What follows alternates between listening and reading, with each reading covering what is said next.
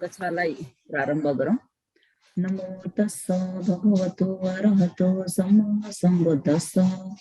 नमो तस्स भगवतो अरहतो सम्मा सम्बुद्धस्स। नमो तस्स भगवतो अरहतो सम्मा सम्बुद्धस्स। पट्टि जन्तस्स नव विपसना ज्ञानानि पटिपदा ज्ञान दर्शन विशुद्धि नाम भनेर दिएको छ। त यो प्रतिपदा ज्ञान दर्शन विशुद्धि भनेको के हो भन्ने कुरालाई बुझौँ। प्रतिपदा यानि पटिपदा भनेको मार्गफलमा पुग्ने आचरण, ज्ञान भनेको तेबुमक्क संखारलाई अनित्य दुःख अनात्मा भनी जानेको ज्ञान, दर्शन भनेको साधारण आँखाले देखेको वा जानेको नभई ज्ञान चक्षुले देखेको वा जानेको, दर्शन विशुद्धि भनेको क्लेशबाट टाढा भन्दा टाढा भएर अति नै शुद्ध भएकोलाई प्रतिपदा ज्ञान दर्शन विशुद्धि भनिन्छ। प्रतिपदा ज्ञान दर्शन विशुद्धिमा के पर्छ त भन्दाखेरि उदयव्यय ज्ञानदेखि लिएर अनुलोम ज्ञानसम्मको 9वटा ज्ञानको तहलाई प्रतिपदा ज्ञान दर्शन विशुद्धि भनिन्छ। त अस्तिको हप्ता पनि हामीहरूले मग्गा ज्ञान दर्शन विशुद्धिमा समसन ज्ञान र उदयव्यय ज्ञान भनेर अध्ययन गरेका थियौं। मग्गा ज्ञान दर्शन विशुद्धिको अवस्थामा भएको समसन ज्ञान र उदयव्यय ज्ञान भनेको चाहिँ कलिलो अवस्थाको ज्ञान भनी अहिले यहाँ देखाउन चाहेको प्रतिपदा ज्ञान दर्शन विशुद्धिको अवस्थामा पुग्दा उदयव्यय ज्ञान चाहिँ छिप्पिएको अवस्थालाई बताइएको छ।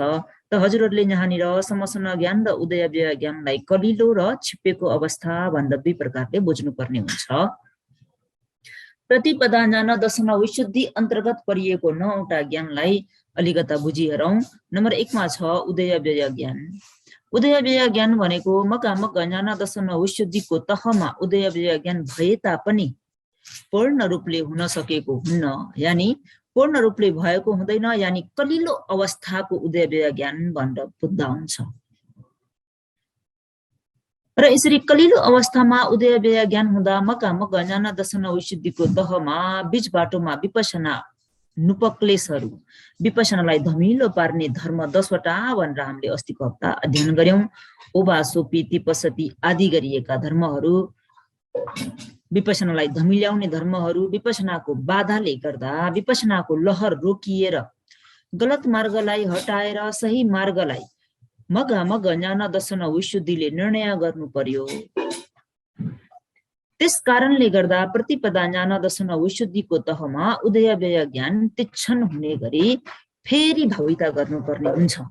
प्रतिपदा ज्ञान दर्शन विशुद्धिमा पुग्दा पुनः उदयव्यय ज्ञानलाई भाविता गर्नुपर्ने हुन्छ। कसरी भाविता गर्नुपर्ने हुन्छ त भन्दा उदयव्यय ज्ञान तीक्ष्ण हुने गरी यानि छिप्पिने गरी चाहिँ भाविता गर्नुपर्छ। यसरी उदयव्यय ज्ञान छिप्पिएर आयो, तीक्ष्ण भएर आयो भने नामरूपको उत्पत्ति विनाशलाई राम्रोसँग देख्न सक्छ। यो हो उदयव्यय ज्ञान। 2 नम्बरमा छ भङ्ग ज्ञान। भङ्ग ज्ञान भनेको दोस्रो नम्बरमा छ भङ्ग ज्ञान। त्यसपछि नामरूपको उत्पत्ति विनाशहरू धेरै नै देखेर आउँदा उदयव्यय ज्ञानको तहमा जुन नामरूपको उत्पत्ति विनाश देखेर आइयो, एवं प्रकारले भङ्ग ज्ञानमा पुग्दाखेरि चाहिँ तीक्ष्ण रूपमा नामरूपको उत्पत्ति विनाश देखा परेर आउँदा उक्त उत्पत्ति विनाशहरू अति नै शीघ्र गतिमा उत्पत्ति विनाश भइरहेको योगीले उत्पत्तिलाई आरम्भ नगर्दी केवल विनाशलाई मात्र देख्दछ। किन त भन्दा उत्पत्ति र विनाश एकदमै शीघ्र गतिमा भएको कारणले उसले उत्पत्ति भएकोलाई नदेखिकन विनाशलाई मात्रै देख्छ। जस्तो उदाहरण के दिइरहेको छ त भन्दा पोखरी कुवा आदिमा पानी पर्दा हजुरहरूले देख्नु भएको होला, पोखरीमा कुवाहरूमा आकाशदेखि पानी पर्यो भने त्यो आकाशबाट परेको पानीको छिटा लाग्दाखेरि पानीको फोकाहरू उत्पन्न भएर आउँछ। उक्त समयमा उत्पत्ति विनाश अति शीघ्र गतिमा भएको हुँदा उत्पत्तिलाई नदेखि विनाशलाई मात्र देखे जस्तै त्यो पोखरीमा कुवामा आकाशको पानी झर्यो, आकाशको पानी पर्यो भने पानीमा आकाशको पानी ठोकिन्छ त्यही विनाश हुन्छ, ठोकिन्छ त्यही विनाश हुन्छ। तर वास्तवमा त्यो उत्पन्न पनि भएको छ र विनाश पनि भएको छ। तर तपाईँ हामीहरूले चाहिँ साधारण वंश चक्षुबाट हेर्दाखेरि विनाशलाई मात्रै देखे जस्तै रे अहिले यहाँनिर भङ्ग ज्ञानमा उसले उत्पत्तिलाई देख्दैन, केवल विनाशलाई मात्रै देख्छ। यो भयो भङ्ग ज्ञान। भने 3 नम्बरमा छ भय ज्ञान। भय अन्तरायहरूबाट भयभीत भएको कुनै व्यक्ति चाहिँ, यो चाहिँ एउटा उदाहरण दिएको, भय अन्तरायहरूबाट भयभीत भएको व्यक्ति शान्तसँग बस्न चाहने कुनै एक व्यक्तिले बाघ सिंह भालु भएको ठाउँलाई देख्दा भययुक्त क्षेत्र हो भनी देखे जस्तै योगीले भङ्ग ज्ञानले नामरूपको विनाशलाई मात्र देख्दा यो नामरूप त अघि अघिको जन्महरूमा पनि विनाश भएको थियो, अहिलेको भवको अघि पनि विनाश भयो, कस्तो त भन्दा तातो कराईमा तिल हाल्दाखेरि पटट्ट गरेर पर्के जस्तै पछि पछिको समयमा पनि विनाश हुनेछन्, नामरूप त भययुक्त रहेछ भनेर भय ज्ञान उत्पन्न भएर आउँछ। यो चाहिँ तपाईँ हामीहरूले विपसना क्षेत्रमा प्रवेश गरेर विपसना भविता गर्दाखेरि देखा पर्ने ज्ञानहरू। भने 4औं नम्बरमा छ आदिनव ज्ञान। आदिनव भनेको भय ज्ञान भएर आउँदा उक्त संखार धर्ममा कसुर देख्ने आदिनव ज्ञान भएर आउँछ। त्यसपछि 5औं नम्बरमा निबन्ध ज्ञान। कसुर देखेपछि उक्त संखार धर्ममा रमाइलो नमानी दिक्क भएको निबन्ध ज्ञान भएर आउँछ। यो भय ज्ञान, आदिनव ज्ञान, निबन्ध ज्ञानहरू भनेको एकसाथमा भएर आउँछ, कर्मैसँग यी ज्ञानहरू उत्पन्न भएर आउँछन्। भने अर्को छ मोचित तुक्कम्यता ज्ञान। नामरूप संखार धर्ममा दिक्क भएर आउँदा, जस्तो कि जालीमा परेको माछा जालीबाट मुक्त हुन खोजे जस्तै, बन्धनमा परेको मृग बन्धनबाट मुक्त हुन खोजे जस्तै, सर्पको मुखमा परेको भ्याकुतो सर्पको मुखबाट मुक्त हुन खोजे जस्तै, त्यस्तै नै रे ध्यान भावना आचरण गर्ने योगी पनि संखार धर्मबाट मुक्त हुनको लागि मोचित तुक्कम्यता ज्ञान प्राप्त गर्छ। भने 7औं नम्बरको ज्ञान हो पटिसंख्या ज्ञान। पटिसंख्या ज्ञान भनेको नामरूप संखार धर्मबाट मुक्त हुने इच्छा गरेको योगीले मुक्त हुनको निम्ति नामरूप संखार धर्महरूको अनित्य दुःख अनात्मा भनी त्रिलक्षणलाई फेरि भाविता गर्नुपर्छ। त्रिलक्षणलाई भाविता गर्दाखेरि कस्तो हुन्छ त भन्दा, जसरी उदाहरण दिइरहेको छ, कुनै एउटा माझीले माछा मार्नको निम्ति खोलामा जाली फालिदिन्छ। उक्त जालीमा माछाको आकार भएको सर्प चाहिँ जालीमा पर्न आउँछ। माझीले सम्झिन्छ कि ओहो मैले ठुलै माछा पाएँ भनेर जाली तानेर राम्रोसँग हेर्छु भन्दा सर्पको लक्षण देखि भयभीत भएर सर्पलाई चाँडोभन्दा चाँडो फ्याल्ने कोसिस गर्छ र पनि पानीमै फालिदिने हो, छाडिदिने हो भने आफ्नो हातखुट्टा अथवा आफूलाई टोक्न आउँछ भनेर तुरुन्तै नछाडी सर्पलाई थाक्ने गरी सर्प समाएको हातलाई उचाली 3-4 फन्को घुमाएर त्यसपछि सर्पलाई छालिदिन्छ र आफू चाहिँ चाँडो भन्दा चाँडो पानीबाट माथि निस्किन्छ। यो चाहिँ उदाहरण। त्यस्तै गरी रे संखार धर्महरूलाई पहिले रुचाए तापनि अनित्य दुःख अनात्मा लक्षणलाई देखेपछि, हामीहरूले अहिले अनित्य दुःख अनात्मा लक्षण नदेखेको हुँदाखेरि यो संखार नामरूप धर्महरूलाई पञ्चस्कन्धलाई रुचाइरहेका छौँ, मन पराइरहेका छौँ, आहा भनिरहेका छौँ, यसैमा रमाइरहेका छौँ। जुन दिन तपाईँ हामीहरूले विपसना भावना गरेर अनित्य दुःख अनात्मालाई बोध गर्छौँ, यानि अनित्य दुःख अनात्मा लक्षणलाई देखेपछि उक्त समयदेखि आदिनव निबन्ध मोचित तुक्कम्यता ज्ञान कर्मश भएर आउँछ। त्यसकारण नामरूप संखार धर्महरूबाट मुक्त हुनको लागि अनित्य आदि लक्षणहरूलाई फेरि भाविता गर्नुपर्छ। यो लक्षण नदेखेसँग नामरूप पञ्चस्कन्धमा दिगधारी हुने ज्ञानहरू उत्पन्न हुँदैन। यो भयो पटिसंख्या ज्ञान। भने 8औं नम्बरमा छ संखारूपेक्षा ज्ञान। पटिसंख्या ज्ञानले संखारलाई त्याग गरिसकेपछि संखारलाई भय आदिनव आदि अनुसार नहेरी उपेक्षा ज्ञानले हेर्छ। असंखारूपेक्षा ज्ञानमा चाहिँ मन पर्यो भन्ने पनि छैन, मन परेन भन्ने पनि छैन, कस्तो भययुक्त हो भन्ने पनि छैन, आहा कति राम्रो हो भन्ने पनि छैन। उक्त ज्ञानले संखारूपेक्षा ज्ञानले के गर्छ त भन्दा, उपेक्षा गरेको भने तापनि पूर्ण रूपले आरमण नगरी बसेको चाहिँ होइन, फेरि उसले आरमण त नामरूपलाई नै गर्नुपर्ने हुन्छ। विपसना ज्ञान सम्पूर्ण नामरूप संखारलाई आरमण गर्छ। संखारूपेक्षा ज्ञानले नामरूपलाई आरमण गर्दा मन रमाउने पनि छैन र डर मान्ने मन पनि छैन। उपेक्षित भावले अनित्य दुःख अनात्मा भनी भाविता गर्छ। यसलाई भनिन्छ संखारूपेक्षा ज्ञान।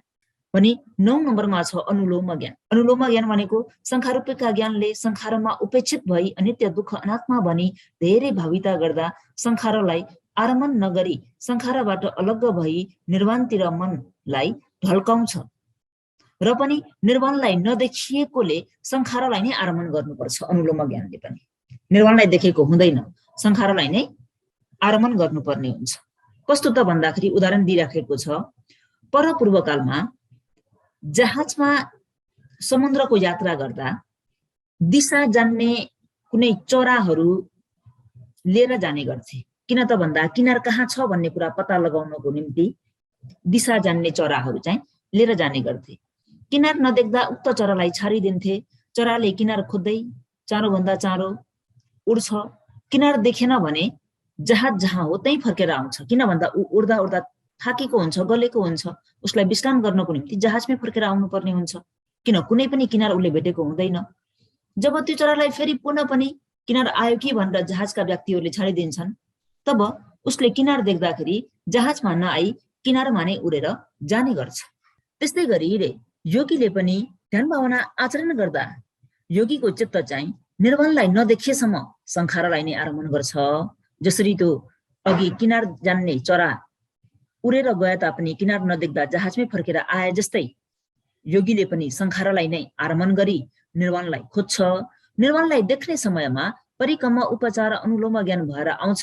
त्यसपछि गोत्रबुले निर्वाणलाई आरमण गरी मार्गफलमा पुग्न ऊ सफल हुन्छ। मार्गफलमा पुगेपछि फेरि पुनः संखार धर्मलाई आरमण गर्दैन। यो भयो गोत्रबु ज्ञान। त यहाँनिर अहिले भनिएको उदय व्यय ज्ञानदेखि लिएर गोत्रबु ज्ञानसम्मको 9वटा ज्ञानलाई नै के भनिन्छ त भन्दा प्रतिपदा ज्ञान दर्शन विशुद्धि भनिन्छ। अनि अर्को छ ज्ञान दर्शन विशुद्धि। ज्ञान दर्शन विशुद्धिमा चाहिँ के दिइरहेको छ त भन्दाखेरि तस्वेव पट्टिपञ्जन्त सपन विपස්සना परिपाक मागम इधानी अपना उपजिस्सतीति भवंग वैच्छेदित्वा उत्पन्न मनोद्वार वजनानन्तरं द्वैतेणी विपස්සना चित्तानि यंकिंचि अनिच्चादि लक्षण मारभ परिकम्मो पचारानुलोम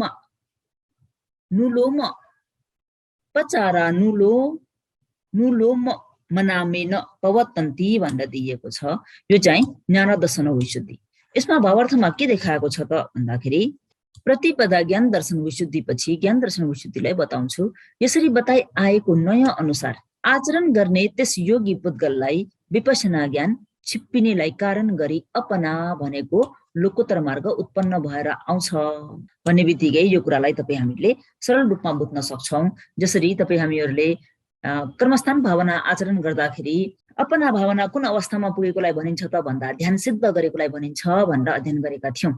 भने अहिले यो चाहिँ विपස්සनाको क्षेत्र हुँदा यहाँनिर उसले के भन्यो त भन्दाखेरि उसले यहाँ भन्यो कि त्यस योगी पुद्गललाई विपස්සना ज्ञान छिप्पिनेलाई कारण गरी विपස්සना ज्ञान छिप्पिएर आयो भने के हुन्छ त भन्दा अपना भनेको लोकोत्तर मार्ग उत्पन्न हुने हुन्छ। अपना भनेको लोकोत्तर मार्ग उत्पन्न हुने हुन्छ भन्नुको तात्पर्य उसलाई या त सोतापन्न या त सकृतागामी या त अनागामी या त अरहन्त 4 तहको मार्ग छन्। ती मार्गमा कुनै न कुनै मार्गलाई पायो भने उसले लोकोत्तर मार्ग उत्पन्न भयो। यानी अपना भनेको लोकोत्तर मार्ग भनेको अपना भनेको ध्यानको क्षेत्रमा ध्यान सिद्ध भएको पनि अहिले यो ध्यान विपස්සनाको क्षेत्रमा चाहिँ मार्गफल प्राप्त गरेकोलाई अपना लोकोत्तर उत्पन्न भयो भनियो। यस्तो भन्नुपर्ने क्षणमा भवङ्गको स्रोतलाई काटेर उत्पन्न हुने मनोद्वार वजनको अन्तमा 2-3 पल्टको विपස්සना चित्तहरू एक न एकवटा अनित्यादि लक्षणलाई भनेर यहाँ देखाएको छ। अब यहाँनिर मनोद्वार वजन भन्ने शब्द आयो। यो मनोद्वार वजन भन्ने शब्दलाई तपाईँ हामीहरूले चित्तकाण्ड अध्ययन गर्दा पञ्चद्वार वजन र मनोद्वार वजन भनेर अध्ययन गरेका थियौँ। अहिले यहाँनिर किन मनोद्वार वजनलाई चाहिँ भनियो त भन्दाखेरि मनोद्वार वजनलाई भन्नुको तात्पर्य यो हो कि मनोद्वार वजन भनेको यो भावनाको क्षेत्र भएको कारणले गर्दा यहाँनिर मनोद्वार वजनलाई लियो, पञ्चद्वार वजनलाई लिएन। र यो मनोद्वार वजनको अन्तमा यहाँ फेरि के दिइरहेको छ त भन्दा 2-3 पल्टको विपස්සना चित्त भनेको छ। यो 2-3 पल्टको भनेर किन भनिएको त भन्दाखेरि तपाईहरुलाई मैले अगाडि अध्ययन गराउँदाखेरि भनेको थिए कि पटिसन्धि अवस्थामा ती हेतुक भए तापनि ती हेतुकमा 2 प्रकारको हुन्छन्। 2 प्रकारकोमा एउटा चाहिँ तीक्ष्ण र एउटा चाहिँ मन्द भनेर। जस्तो तीक्ष्णले प्राप्त गर्ने अष्ट समापति हो भने मन्दले प्राप्त गर्ने चाहिँ 9वटा समापद भनेर पनि अध्ययन गरेका थियौं। तैले नानीले भन्न चाहेको विपसना चित्त पनि के त भन्दा 2-3 पल्टको विपसना भन्नुको तात्पर्य 2 भनेको तीक्ष्णको निम्ति, 2 भनेको मन्दको निम्ति, 3 भनेको तीक्ष्णको निम्ति चाहिँ यहाँ देखाइएको। जुन हामीहरूले तीक्ष्ण र मन्द भनेर छुट्याएका थियौं त्यस अन्तर्गत यसलाई छुट्याएर देखाइएको छ। मन्द र तीक्ष्णलाई छुट्याउँदाखेरि यहाँनिर 2-3 पल्ट भनियो। मन्द पुद्गलको निम्ति हो भने मार्ग चित्तहरू कसरी उत्पन्न हुन्छन् त भन्दाखेरि यो हजुरहरूले विथि काण्डमा अध्ययन गरिसक्नु भएको छ। यदि गर्नुभएको छैन भने पनि विथि काण्डमा एकपल्ट गएर फेरि अध्ययन गर्नुपर्ने हुन्छ। मार्ग चित्त कसरी उत्पन्न हुन्छ, फल चित्त कसरी उत्पन्न हुन्छ, समापति चित्तहरू कसरी उत्पन्न हुन्छन् भन्ने कुरा विथि काण्डमा अध्ययन गर्न पाइन्छ। र पनि यहाँ हजुरहरूलाई म अलिकति संक्षिप्त रूपमा भनिदिन्छु। जस्तै कि मन्द पुद्गलको निम्ति मार्ग चित्त कसरी उत्पन्न हुन्छ त भन्दा न द म प उ नु गो मार्ग फल चित्त 2 पल्ट, त्यसपछि भवङ्ग भनेर आउँछ। न भनेको भवङ्ग चलन, भवङ्ग पछेदो, मनोद्वार वजन, परिकम उपचार, अनुलोम गोत्र भू, मार्ग चित्त 1 फल चित्त 2 भवङ्ग चित्त भएर आउँछ। भने तीक्ष्ण पुद्गलको निम्ति हो भने भवङ्ग चलन, भवङ्ग पछेदो, मनोद्वार वजन, उपचार, अनुलोम गोत्र भू, मार्ग चित्त 1 फल चित्त 3 वटा, त्यसपछि भवङ्ग भएर आउँछ। यहाँ अन्त के छ त भन्दाखेरि मन्द पुद्गलले चाहिँ परिकम उपचार अनुलोम भनेर 3 वटै उत्पन्न हुन्छ भने तीक्ष्ण व्यक्तिले चाहिँ परिकम गरिराख्नु पर्दैन। किन त भन्दा उसको ज्ञान तीक्ष्ण भएको कारणले गर्दा। अनि यहाँ मन्द व्यक्तिले फल फेरि कति चित्त चाहिँ पस्न सक्छ त भन्दा मार्ग चित्त चाहिँ एउटा मात्रै हुन्छ, फल चित्त चाहिँ मन्दले 2 पल्ट प्रवेश गर्न सक्छ। भने तीक्ष्णले चाहिँ फल चित्तमा 3 पल्ट प्रवेश गर्न सक्छ। किन त भन्दा उसको ज्ञान तीक्ष्ण भएको कारणले। त्यही भएर यहाँनिर 2-3 पल्टको विपसना चित्त भनिएको। त्यही भएर यहाँ 3 भनेको तीक्ष्ण पुद्गलको निम्ति, 2 भनेको मन्द पुद्गलको निम्ति भनेर बुझ्नुपर्ने हुन्छ। किन 3 भनिएको त भन्दाखेरि तीक्ष्ण पुद्गलले चाहिँ यता फल चित्त 3 पल्ट उत्पन्न गराउन सक्छ, यानि फल चित्तमा 3 पल्टसम्म जान सक्छ भने मन्द व्यक्तिको चाहिँ केवल 2 पल्ट मात्र उत्पन्न हुने हुन्छ। त्यही भएर यहाँनिर 2-3 पल्टको विपसना चित्तहरू भनेर देखाइयो। अनि फेरि अर्को यहाँ भनेको छ 1 न 1 वटा अनित्यादि लक्षणलाई रे। अब यहाँनिर 1 न 1 वटा भनेर केले देखाउन खोजेको त भन्दा जस्तै अनित्य लक्षण भनेको 3 वटा तपाईँ हामीले अध्ययन गरिरहेका छौँ, अनित्य, दुःख, अनात्मा। त्यही भएर यहाँ उसले फेरि अथवा भनेर दिएको छ, अथवा अनित्य दुःख अनात्मा लक्षणलाई आरमण गरेर परिकम उपचार अनुलोम भनेको नाउँले उत्पन्न हुने हुन्छ। त यहाँनिर 3 वटा लक्षण मध्येमा अनित्य दुःख अनात्मा लक्षण 3 वटा जुन छ, यो 3 वटा लक्षणमा कुनै पनि एउटालाई 1 न 1 भनेको छ नि, यहाँ 1 न 1 वटा भनेको या त अनित्य, या त दुःख, या त अनात्मा। 3 वटा मध्येको कुनै पनि एउटालाई चाहिँ भाविता गर्न सक्छ, यानि आरमण गरेर परिकम उपचार अनुलोम न उत्पन्न हुन सक्छ। 3 वटामा 3 वटा गर्नुपर्छ भन्ने अनिवार्य छैन भन्न चाहेको। 3 वटा मध्येमा आफूलाई मनपर्ने एउटालाई भाविता गर्दा हुन्छ। र अर्को पानीमा दिएको छ या शिक्षा पदा सासानुलोमा शङ्खारूपेखा वठान गामिनी विपसना तिच पवचती भनेर दिएको छ। अनि यसले के देखाउन खोजेको छ त भन्दाखेरि वठान गामिनी विपसना भनेर देखाएको छ। यसलाई तपाईँ हामीले बुझ्नुपर्ने हुन्छ। यो वठान गामिनी विपसना भनेको के हो भन्ने कुरालाई चाहिँ बुझ्नु पर्यो। वठान गामिनी केलाई भनिन्छ भन्ने कुरालाई बुझ्नु पर्दाखेरि मार्ग चित्तलाई वठान भन्छ। मार्ग चित्तलाई वठान भन्छ। मार्गमा पुग्ने कारण भएको, मार्गको नजिकमा भएको विपसनालाई वठान गामिनी विपसना भनिन्छ। र यो वठान गामिनी विपसनामा कुन कुन ज्ञानलाई लिएको छ त भन्दा शङ्खारूपेखा ज्ञान र अनुलोम ज्ञानलाई वठान गामिनी भनिन्छ। त्यही भएर यहाँ भावार्थमा उसले दिएको छ के त भन्दाखेरि जो संस्कारमा उपेक्षा भावले देखिने ज्ञान छ, विपसनाको शिखरमा सत्यानुलोम ज्ञानसँग उत्पन्न हुने त्यो शङ्खारूपेखा ज्ञानलाई, यहाँ के भन्यो, शङ्खारूपेखा ज्ञान है। त्यसपछि व्युत्थान गामिनी विपसना भनी पनि त्यसपछि अथवा रे अपायादि वा संस्कार निमित्तबाट उठ्ने भनेको मार्गमा पुगिने विपसना भनी पनि विशेष रूपले भन्ने गरिन्छ।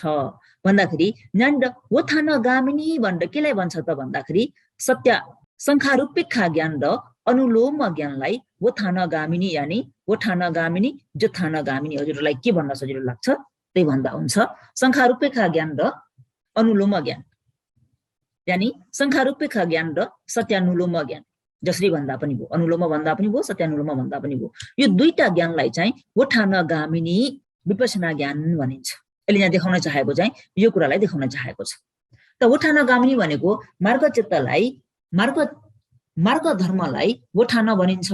मार्गमा पुग्ने कारण भएको मार्गको नजिकमा भएको विपसनालाई वोथानगामिनी भनिन्छ। वोथानगामिनीमा कतिवटा ज्ञान पर्छन् भनेर यदि सोधियो भने हजुरहरूले भन्नुपर्ने हुन्छ वोथानगामिनी विपसनामा शङ्खारूपेक्षा ज्ञानदेखि लिएर अनुलोम ज्ञान यो दुईटा ज्ञानलाई वोथानगामिनी विपसना ज्ञान भनिन्छ। र अनि यो शङ्खारूपेक्षा ज्ञान र अनुलोम ज्ञान वोथानगामिनी विपसनालाई के पनि भनिन्छ त भन्दा अपाय आदि वा संस्कार निमित्तबाट उठ्ने भनेको उठ्ने भन्नुको तात्पर्य शङ्खारूपेक्षा ज्ञानमा पुग्यो भने उक्त व्यक्ति चार अपाय जाँदैन भन्न चाहे। त्यही भएर अपाय आदिबाट शङ्खा र निमित्तबाट उठ्ने भन्ने शब्द दिएको छ। उठ्ने भनेको बसेको ठाउँबाट जुरुक्क उठ्ने भनिएको होइन, चार अपायमा जानु पर्दैन भन्ने कुरालाई चाहिँ जनाउन चाहेको छ। भने अर्को पानीमा दिएको छ तत्त्वपरं गोत्रभूचित्तं निब्बान मालम्बित वा पुथुजन गौतम बिम्बवन्तं अरिय गौतम विसम्भूतञ्च पवतन्ती भनेर दिइरहेको छ। अब यसले चाहिँ फेरि केलाई देखाउन खोज्यो त भन्दा यहाँनिर गोत्रभूचित्तमा यहाँ के देखाएको छ त भन्दा भावार्थमा त्यो व्युत्थानगामिनी विपसना जवन चित्त 2-3 पल्ट उत्पन्न भइसकेपछि रे गोत्रभूचित्त निर्वाणलाई आरमण गरेर पृथक जनहरूको गोत्रलाई अभिभूत भनेको कटेर अथवा नागेर अभिभूत गरी त्यसपछि आर्य गोत्रमा पुर्याएर उत्पन्न हुने हुन्छ भन्नुको तात्पर्य तपाईँ हामीहरूले लोक व्यवहारको चलनमा पनि भन्ने गर्छौं कि गोत्र कुन गोत्रको हो भनेर सोध्ने गरिन्छ। त्यस्तै गरिकन यहाँनिर पनि केलाई देखाएको छ त भन्दा गोत्र भन्ने कुरा आएको छ, यानि गोत्रभूचित्त भनेर दिएको छ। यो गोत्रभूचित्त भनेको जस्तै कि उदाहरण दिनु पर्दाखेरि गोत्रभूचित्त भन्नाले पृथक जनलाई कटेको चित्त भनेर बुझ्नुस्। जस्तो कि कुनै पनि योगीले ध्यान भावना आचरण गरेको क्षणमा ऊ पृथक जनको अवस्थामा आचरण गरेको हुन्छ। आचरण गर्दा गर्दै यदि ऊ चाहिँ अब सोतापन्न हुन पर्यो भने यो पृथक जनको लहरलाई पृथक जनको गोत्रलाई अभिभूत भनेको कटेर अथवा नागेर काटेर चाहिँ के हुन्छ त भन्दा आर्य गोत्रमा प्रवेश गर्छ। त्यही भएर यसलाई यहाँ गोत्रभूचित्त भनियो। किन गोत्रभू भनिएको त भन्दा पृथक जन र आर्यलाई जोड्ने भएकोले गर्दा यसलाई गोत्रभूचित्त भनियो। भनी मग्ग उठीमा भएको परिक्रम उपचार अनुलोम चित्तहरू अनित्य दुःख अनात्मा भन्ने लक्षण एउटालाई आरमण गर्छ। गोत्रभूचित्तले नामरूप संखारलाई आरमण नगरी निर्वाणलाई आरमण गर्छ। गोत्रभूले चाहिँ नामरूप संखारलाई आरमण गर्दैन, उसले निर्वाणलाई आरमण गर्छ। यहाँनिर हामीहरूले दुईटा ज्ञानहरू अध्ययन गरिरहेका छौं। एउटा छ अनुलोम ज्ञान भनेर अध्ययन गर्यौं, अहिले भर्खरै गोत्रभू ज्ञान भनेर अध्ययन गर्यौं। यो दुईटा ज्ञानको विशेष के छ त भन्ने कुरालाई अलिकति बुझिहेरौं। अनुलोम ज्ञान जुन छ यो अनुलोम ज्ञानले चाहिँ मोह अन्धकारलाई हटाउन सक्छ अनुलोम ज्ञानले, तर निर्वाणलाई देख्दैन। अनुलोम ज्ञानले मोह अन्धकारलाई हटाउन सक्छ तर निर्वाणलाई देख्दैन। भने गोत्रको ज्ञानले निर्वाणलाई देख्छ तर मोह अन्धकारलाई हटाउन सक्दैन। यो चाहिँ अनुलोम ज्ञान र गोत्रको ज्ञानको विशेष। यो हजुरहरूलाई बुझिराख्नको निम्ति भनिदिएको। अनुलोम ज्ञानले के गर्छ? मोह अन्धकारलाई हटाउन सक्छ तर निर्वाणलाई देख्दैन। गोत्रको ज्ञानले के गर्छ? निर्वाणलाई देख्छ, मोह अन्धकारलाई हटाउन सक्दैन। त अर्को शीर्षकमा जाउँ। मार्ग कृत्य 16 वटा भनेर दिएको छ। मार्ग कृत्य 16 वटामा के दिएको छ त भन्दा तस्सानन्तरमेव मग्गु दुःख सच्चं परिजानतो समुदय सच्चं पचहन्तो निरोध सच्चं सच्चीकरन्तो मग्ग सच्चं भावनावशेन अपनाविथि मोतरति भनेर दिएको छ। यो मार्ग कृत्य 16 वटा 16वटा कसरी भएर आयो भन्ने कुरालाई बुझ्नुपर्ने हुन्छ र यसमा भावार्थमा दिएको छ त्यस गोत्रभूत चित्तको अनन्तरमा सोतापति मार्गले। अब गोत्रभूत चित्त भयो भन्ने बित्तिकै सर्वप्रथम हुने मार्ग भनेको नि सोतापन्न हो। सोतापन्न मार्गले के गर्छ त भन्दा दुःख सत्यलाई एक एक गरी छुट्याएर जाने, समुदय सत्यलाई हटाई निरोध सत्यलाई साक्षात्कार गरी मार्ग सत्यलाई वृद्धि गर्ने हिसाबले अर्पणा विधिमा अवतरण गर्ने हुन्छ भनेर दिएको छ। अब यहाँनिर गोत्रभूत चित्त भयो भन्ने बित्तिकै अब ऊ कहाँ पुग्छ त भन्दाखेरि सोतापन्न हुन्छ। सोतापन्न भयो, सोतापति मार्ग पायो भन्ने बित्तिकै अब उसले के गर्छ त भन्दाखेरि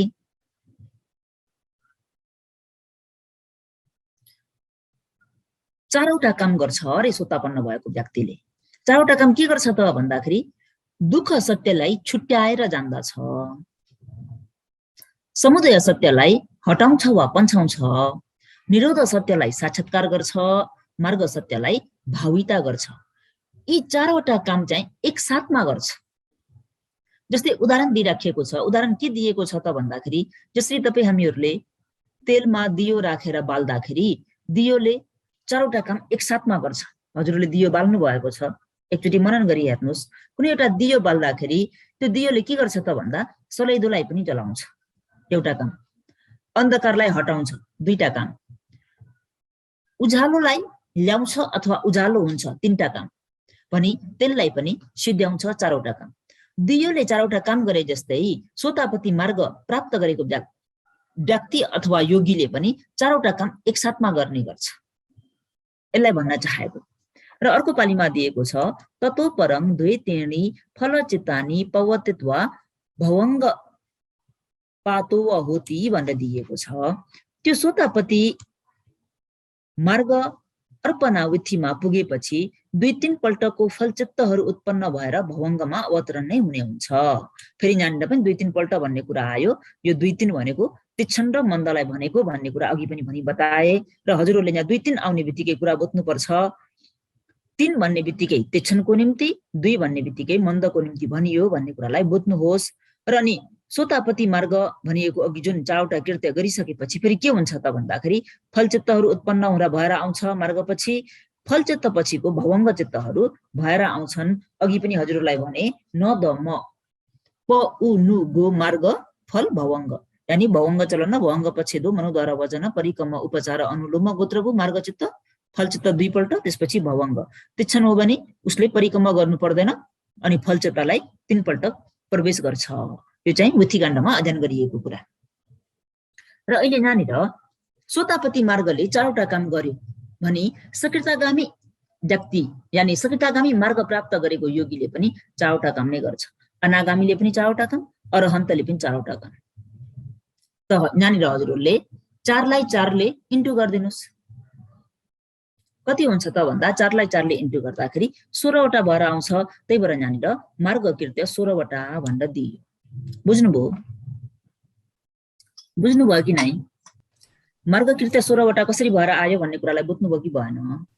चारवटा मार्गलाई नै चारवटा भागमा विभाजन गरेर अनि 16 भएको भन्नुभएको हैन?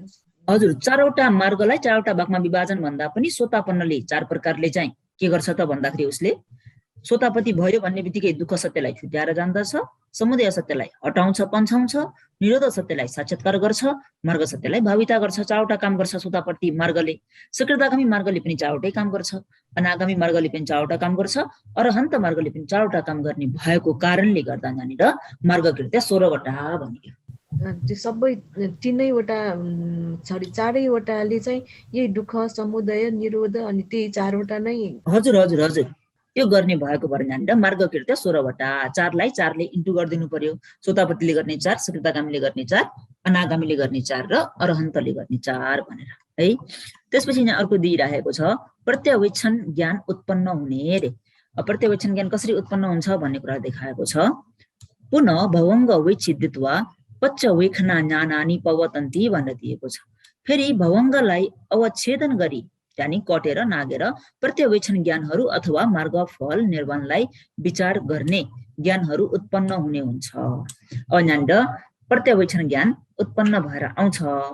त प्रत्यवेक्षण ज्ञान कसरी उत्पन्न भएर आउँछ भन्ने कुरालाई यहाँ थोरै संग्रह गाथाबाट हेरौँ। संग्रह गाथा मगङ फलङ च निभानङ पच्च वैखति पण्डितो हिने किले से च पच्च वैखति वानवा भनेर दिएको छ। प्रज्ञावान आर्य पुद्गलले मार्ग फल र निर्वाणलाई प्रत्यवेक्षण गर्ने हुन्छ। हटाइसकेको क्लेशहरूलाई र हटाएर बाँकी रहेका क्लेशहरूलाई प्रत्यवेक्षण गर्ने पनि हुन्छ, नगर्ने पनि हुन्छ भनेर दिएको छ। अब यहाँनिर प्रत्यवेक्षण विधि कसरी उत्पन्न हुन्छ भन्ने कुरालाई बुझौँ। प्रत्यवेक्षण विधि जम्मै 5 वटा छ। जुन योगीले ध्यान भावना आचरण गरेर सोतापन्न हुन्छन्, सोतापन्न भएको योगीले नम्बर 1 मा पाएको मार्गलाई मनन गर्नुपर्छ। 1 2 नम्बरमा पाएको फललाई मनन गर्नुपर्छ। 3 नम्बरमा पाएको निर्वाणलाई मनन गर्नुपर्छ र 4 नम्बरमा आफूले हटाएको क्लेशलाई मनन गर्नुपर्छ र 5 नम्बरमा बाँकी रहेको क्लेशलाई मनन गर्नुपर्ने हुन्छ। जस्तै यहाँनिर पाएको मार्ग फल निर्वाण त बुझ्नुभयो होला, अब त्यो भविताको क्षेत्रमा पर्यो। जस्तै अब यहाँ हटाइसकेको क्लेश भनियो। जस्तै सोतापन्नको एउटा उदाहरण लिएरौँ। सोतापन्न भयो भने सोतापन्न भएको व्यक्तिले कुन कुन क्लेशलाई हटाउँछ त भन्दा जम्मै क्लेशमा नजाउँ, अहिले तत्काल हामीहरूले अकुशल चित्त 12 वटा भनेर अध्ययन गरिसकेका छौँ चित्तकाण्डमा। अकुशल चित्त 12 वटामा लोभ चित्त 8, द्वेष चित्त 2, मोह चित्त 2 भनेर अकुशल चित्त जम्मै 12 वटा अध्ययन गरेका छौँ। ती 12 वटा अकुशलमा सोतापन्न भएकोले कतिवटालाई हटाउँछ त भन्दाखेरि दिठीगत संपयुक्त र विचिकित्सा भन्ने 5 वटा अकुशल चित्तलाई हटाउँछ सोतापन्न भएकोले। त यसलाई भन्न चाहेको हटाइसकेको क्लेशलाई पनि मनन गर्नु पर्यो र अनि फेरि 5औं नम्बरमा के भने त भन्दा बाँकी रहेको क्लेशलाई पनि मनन गर्नुपर्ने अरे। अब बाँकी रहेको क्लेश भन्दा सोतापन्नकै उदाहरण लियौँ। सोतापन्नले 12 वटा अकुशलमा 5 वटालाई हटायो भने 7 वटा बाँकी रह्यो। यो 7 वटा बाँकी छ भन्ने कुरालाई पनि मनन गर्नु पर्यो, यसलाई भन्न चाहेको। सोतापन्न, सकृतागामी, अनागामी पुद्गलहरूले प्रत्यवेक्षण 5 वटा उठी जम्मै पाउँछ। सोतापन्नले पनि पाएको मार्गलाई मनन गर्छ, फललाई मनन गर्छ, निर्वाणलाई मनन गर्छ, हटाएको क्लेशलाई मनन गर्छ, बाँकी रहेको क्लेशलाई मनन गर्छ। सकृतागामीले पनि एवं प्रकारले, अनागामीले पनि एवं प्रकारले। भन्दा सोतापन्नमा 5 वटा प्रत्यवेक्षण विधि भयो, अनागामीमा 5 वटा प्रत्यवेक्षण विधि भयो र अरहन्तमा 5 वटा प्रत्यवेक्षण गर्ने विधि भएर आयो है। त 5 5 5 भन्दाखेरि 15 वटा भयो र अन्तिममा अरहन्त बाँकी रह्यो। अरहन्त भएकोले चाहिँ 5 वटा जुन प्रत्यवेक्षण गर्नुपर्ने विधि हो यसमा 4 वटा मात्रै गर्छ। के गर्छ त भन्दा उसले प्राप्त गरेको मार्गलाई मनन गर्छ, प्राप्त गरेको फललाई मनन गर्छ, प्राप्त गरेको निर्वाणलाई मनन गर्छ र हटाइसकेको क्लेशलाई मनन गर्छ। अब अरहन्तमा बाँकी क्लेश भनेको रहँदैन। क्लेश नरहने भएको कारणले गर्दा अरहन्तले बाँकी रहेको क्लेशलाई हटाउनु पर्ने यानि मनन गर्नुपर्ने आवश्यकता छैन।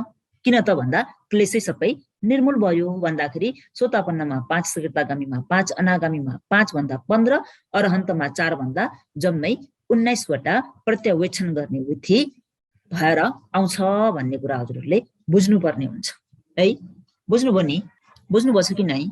19 वटाको रूपमा फेरि एकचोटि प्रत्यवेक्षण विधि जम्मै 5 वटा छ है। पाएको मार्गलाई मनन गर्ने 1, पाएको फललाई मनन गर्ने 2, पाएको निर्वाणलाई मनन गर्ने 3, हटाइसकेको क्लेशलाई मनन गर्ने 4, बाँकी रहेको क्लेशलाई मनन गर्ने 5 भनेर जम्मै प्रत्यवेक्षण विधि 5 वटा छ। 5 वटामा सोतापन्नले 5 वटाको भाविता गर्छ, सकृतागामीले पनि 5 वटा हुन्छ, अनागामीमा पनि 5 वटा हुन्छ, अरहन्तमा चाहिँ 4 वटा मात्रै हुन्छ। के हुँदैन त भन्दा अरहन्त भइसकेपछि बाँकी क्लेश रहँदैन। क्लेश नरहेको कारणले गर्दा बाँकी रहेको क्लेशलाई मनन गर्नु पर्दैन। त्यही भएर सोतापन्नको 5, सकृतागामीको 5, अनागामीको 5, अरहन्तको 4 गर्दा प्रत्यवेक्षण विधि जम्मै 19 वटा भएर आउँछ। बुझ्नुभयो? 19 वटा कसरी भयो भन्ने कुरा बुझ्नुभयो नि है। त अगाडि संग्रह गाथामा जाउँ। संग्रह गाथा 26 शुद्धि कम्मे नेवम भावे तबो चतुर्विदो न्यारो दशन विशुद्धि नाम मगो पवचति अयमेथ विशुद्धि भेदो भनेर दिएको छ। यो संग्रह गाथाले के देखाएको छ त भन्दाखेरि भावार्थमा हेरौँ। जसरी बताइ आएको नयाँ अनुसार 6 वटा विशुद्धिको क्रमले वृद्धि गर्नु पर्ने 4 प्रकारको भएको मार्गलाई भनेको छ। अनि यहाँनिर बताइ आएको नयाँ अनुसार 6 वटा विशुद्धि भन्ने बित्तिकै हामीहरूले शील विशुद्धि, चित्त विशुद्धि, दिठ्ठी विशुद्धि, कंखा वितरण विशुद्धि, मग्गा मग्ग ज्ञान दर्शन विशुद्धि, पटिपदा ज्ञान दर्शन विशुद्धि भनेर 6 वटालाई भन्यो भन्ने कुरा बुझ्नु पर्यो र यी कुराहरू हजुरहरूले कण्ठ गरेको पनि हुनु पर्यो। त्यसो भने बुझ्न सहज हुन्छ। अब अगाडि पढाइएकोलाई कण्ठ गर्नु भएको छैन, याद राख्नु भएको छैन भने बुझ्न अलिकति गाह्रो हुन्छ। किन त भन्दा यो फेरि सबै भाविता गरेर चाहिँ आफूले अनुभव गर्नुपर्ने कुराहरू छन्। यहाँ आफैले अनुभूति गरेर आफ्नै ज्ञानद्वारा बुझ्नुपर्ने कुराहरू छ है। त हजुर राम्रोसँग ध्यान दिएर सुन्नुहोस् र अगाडि परेका कुराहरूलाई पनि याद राख्नुहोस्।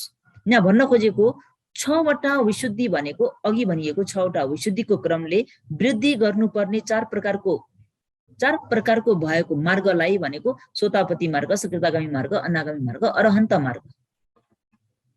यो मार्गलाई के भनिन्छ रे त भन्दा ज्ञान दर्शन विशुद्धि भन्छ भनी।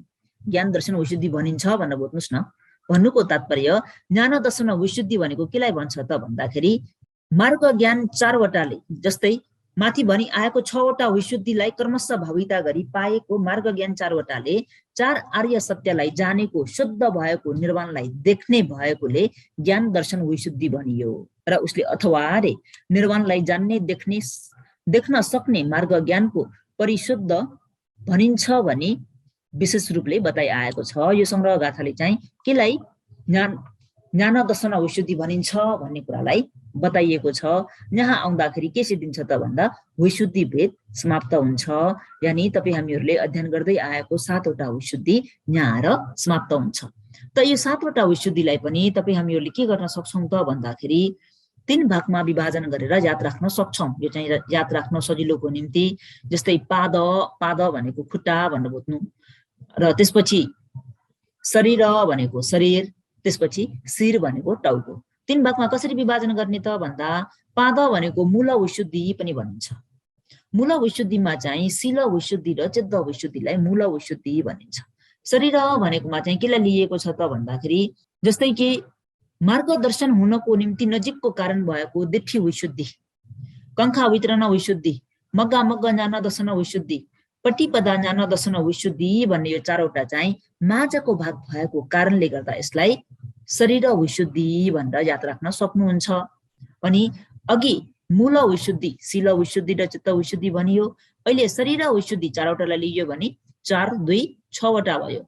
भने शिर विशुद्धि भनेको ज्ञान दर्शन विशुद्धिलाई शिर यानि उच्चतम भएको टाउको भनेर पनि हजुरले यसरी मूल विशुद्धि, शरीर विशुद्धि, शिर विशुद्धि भनेर नोट गर्न सक्नुहुन्छ। यदि विशुद्धि 7 वटालाई याद राख्न गाह्रो भयो भने यसरी विभाजन गरेर पनि याद राख्न सक्नुहुन्छ। र हामीहरूले अगाडि अध्ययन गर्यौं विपश्यनाको ज्ञानहरू कर्मैसँग अध्ययन गर्दै आयौं। त विपश्यनाको ज्ञानमा 10 वटा पनि छ, विपश्यनाको ज्ञान 16 वटा पनि छ। 10 वटा के हुन्, 16 वटा के हुन् भन्ने कुरालाई मैले हजुरलाई पनि बताउँछु। 10 वटा के हुन् त भन्दा 1 नम्बरमा समसन ज्ञान, यो अगाडि व्याख्या पनि गरिसक्यो, पढि पनि सक्यौं। समसन ज्ञान सबै ज्ञानहरू हामीले पढिसकेका छौं। अहिले मैले यहाँ तपाईहरुलाई सरासरी नाम मात्रै भनिदिन्छु। 1 नम्बरमा समसन ज्ञान, 2 नम्बरमा उदय व्यय ज्ञान। उदय व्यय ज्ञानलाई पनि कलिलो र छिप्पेको भनेर 2 प्रकारको याद राख्नुपर्ने हुन्छ। 3 नम्बरमा भङ्ग ज्ञान, 4 नम्बरमा भय ज्ञान, 5 नम्बरमा आदिनव ज्ञान, 6 नम्बरमा निबन्ध ज्ञान, 7 नम्बरमा मुचि तुकम्यता ज्ञान, 8 नम्बरमा पट्टी संख्या ज्ञान, 9 नम्बरमा संख्या रूपरेखा ज्ञान र 10 नम्बरमा अनुलोम ज्ञान भनेर विपश्यना ज्ञान 10 वटा। यसरी पनि बुझिराख्नु पर्ने हुन्छ भने विपश्यना ज्ञान 16 वटा भनेर पनि बुझ्नु पर्ने हुन्छ। 16 वटा कसरी भएर आयो त भन्दा अहिले भनिएको 10 वटा, त्यसमा यो ज्ञान प्राप्त हुनुभन्दा आगावै हामीहरूले दिठ्ठी विशुद्धिको क्षणमा दृष्टि विशुद्ध गरियो भने नाम रूप परिच्छेद ज्ञान हुन्छ भनेर अगाडि पनि परियो। कंखा वितरण विशुद्धि भयो भने पचय परिग्रह ज्ञान हुन्छ भनेर परियो। त अहिलेको यो 10 मा नाम रूप परिच्छेद ज्ञान र पचय परिग्रह ज्ञानलाई हालिदिनुहोस् 12 वटा। 12 वटा पछि अहिले भर्खरै अध्ययन गरिएको गोत्रबु ज्ञान 13 वटा, मार्ग ज्ञान 14 वटा, फल ज्ञान 15 वटा, अहिले भर्खरै भनिएको प्रत्यवेक्षण ज्ञान 16 वटा भनेर विपश्यना ज्ञान 10 वटा, 16 वटा। यसरी पनि हजुरहरूले बुझ्नुपर्ने हुन्छ।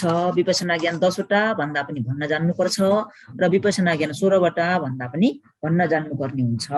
र अगाडि बढौं।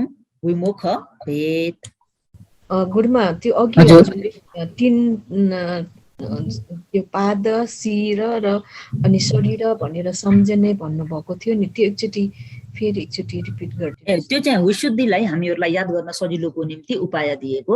विशुद्धि 7 वटालाई कण्ठ गर्न गाह्रो भयो भने नम्बर 1 मा शील विशुद्धि र चित्त विशुद्धि आउँछ। त्यो दुईटा विशुद्धिलाई मूल विशुद्धि भनेर याद राख्नुहोस्। मूल भनेको पाद है, आफ्नो शरीरको अङ्गबाट चाहिँ याद गर्नु सजिलो हुन्छ भन्न चाहेको।